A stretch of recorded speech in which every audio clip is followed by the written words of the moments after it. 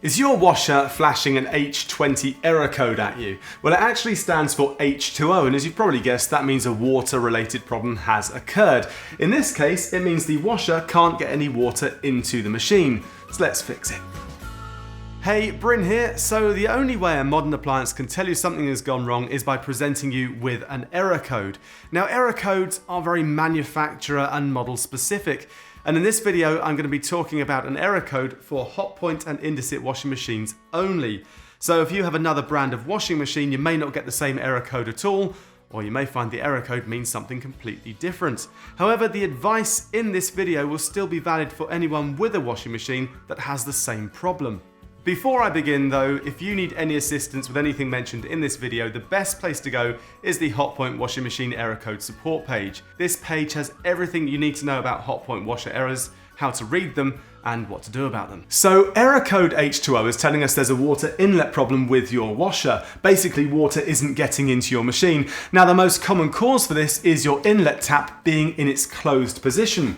Here's an example of what you probably have behind your machine. Now, this allows the water to flow through the mains, up through the valve, and into the machine itself. And if you've recently moved your machine or installed a new one, you may have forgotten to turn the tap into its open position like this, which allows the water to flow, or you may have accidentally knocked it into its closed position. So the first thing to do is to make sure this is open.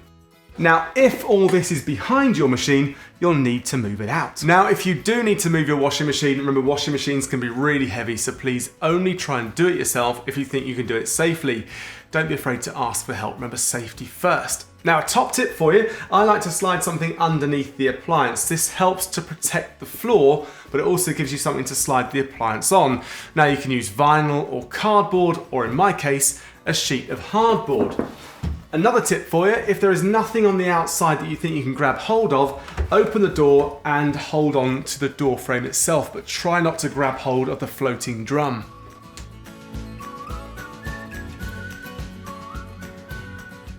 Once the washing machine is out, make sure the power is turned off, and then we can check the inlet valve to make sure it's in the open position.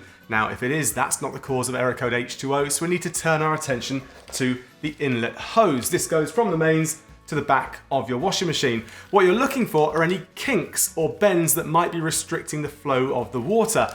But if everything looks good, turn the power back on and slide your washing machine back into place, making sure you don't kink any of the hoses or disturb the inlet tap.